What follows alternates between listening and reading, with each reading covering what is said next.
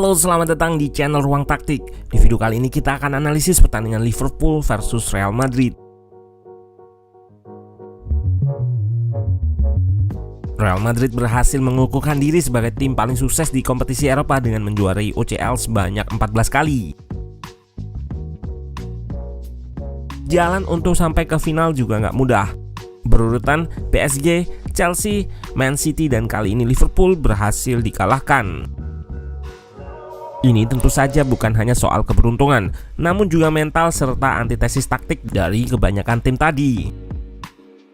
Pemain terbaik di laga ini sudah jelas Courtois. Namun dari sisi taktikal, peran Valverde yang jadi kunci. Dipasang di winger kanan, Valverde lebih banyak digunakan untuk aspek bertahan meski posisinya menyerang. Sukses mematikan serangan-serangan sayap lawan, di laga ini pun dia melakukan hal yang sama. Gak hanya itu, Valverde kali ini terlibat dalam aspek menyerang dengan memberikan assist. Kita akan bahas detail pertandingan ini dari sisi taktikal. Let's go, kita bahas sama-sama.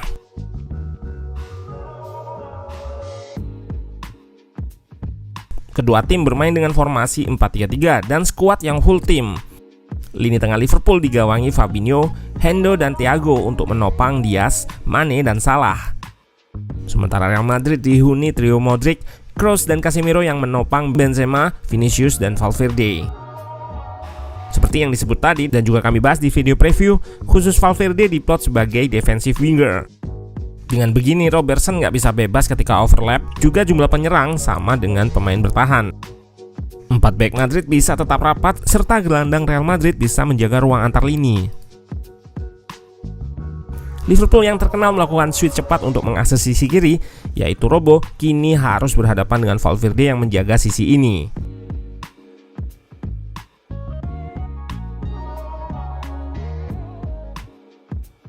Skill set Valverde yang versatile digunakan Ancelotti untuk melibatkannya hampir di semua fase: menyerang, bertahan, dan transisi.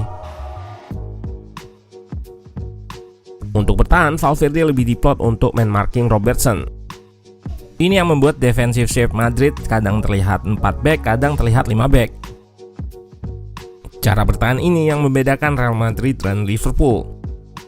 Ancelotti cenderung bertahan di blok yang lebih rendah daripada Klopp, berusaha menyamai atau lebih banyak pemain di belakang daripada penyerang Liverpool. Alasannya tentu saja karena Real Madrid nggak memiliki pressing di area tinggi sebaik Jurgen Klopp. Madrid juga sudah mencoba untuk press, namun build up Liverpool kerap lepas menggunakan Trent Alexander-Arnold yang bermain ke tengah atau inverted. Hendo dan Mane mengikat Kroos dan Casemiro. Lalu peran ini membuat Trent menjadi ekstra pemain tengah dan bisa expose half space, area favorit fullback yang berperan juga sebagai playmaker Liverpool ini. Dari half space inilah Trent banyak menciptakan peluang.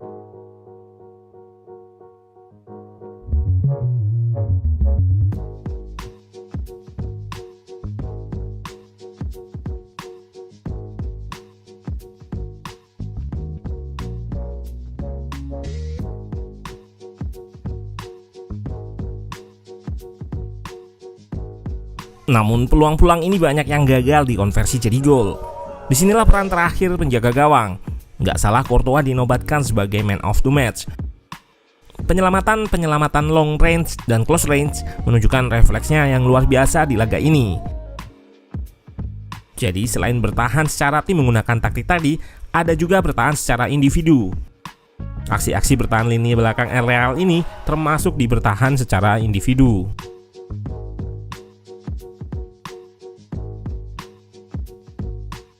Meski bermain bertahan dan kena high press, nyatanya Real Madrid nggak selalu bermain membuang bola ke depan. Bangun serangannya memang sering nggak ada koneksi antar lini.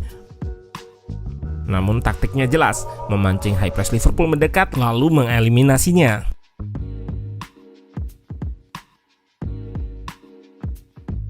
Seperti di sini, Modric turun untuk memancing sekaligus membuat lini belakang punya kemampuan progresi bola. Lalu dengan kemampuannya mengumpan, melewati high press Liverpool. Bicara soal struktur dalam build up, memang Ancelotti nggak serigid Klopp. Namun ini justru kekuatannya. Pemain-pemainnya mampu menemukan solusi sendiri untuk masalah-masalah di lapangan. Meskipun begitu, ide taktiknya ada, yaitu membuat blok press Liverpool mengikuti ke salah satu sisi, lalu mencoba mengeliminasinya dengan mengubah ke sisi yang lain. Taktik ini juga yang jadi awal gol satu-satunya di laga ini. Yap, tipikal progresi Real Madrid memang direct, namun sebelumnya akan disirkulasi guna memindah serangan.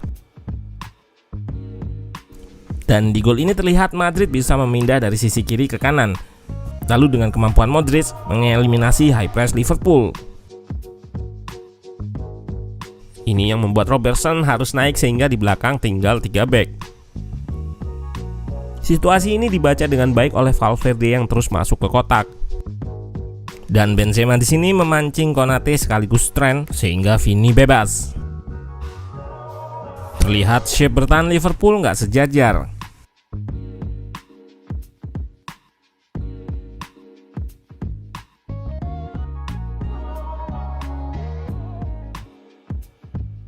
Disinilah letak perbedaan kedua tim. Nggak bisa sebuah tim bagus dalam fase tertentu saja.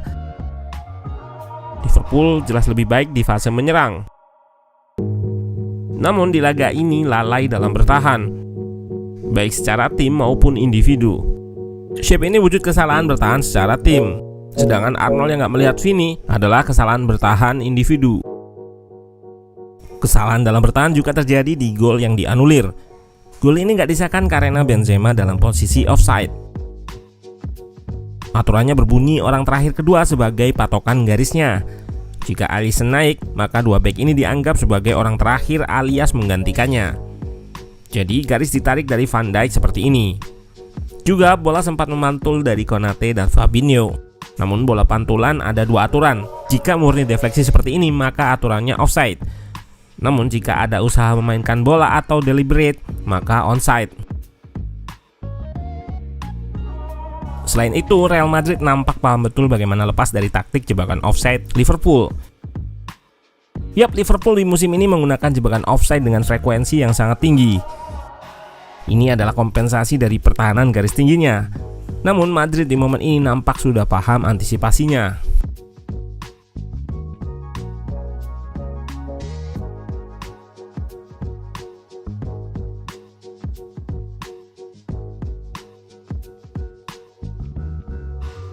Liverpool bisa dibilang mendominasi di laga ini baik dari sisi possession hingga peluang.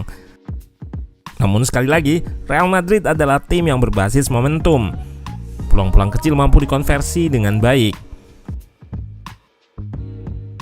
Jika dilihat dari prosesi gol Madrid, jelas situasinya bukan counter attack, alias situasi bangun serangan dari belakang.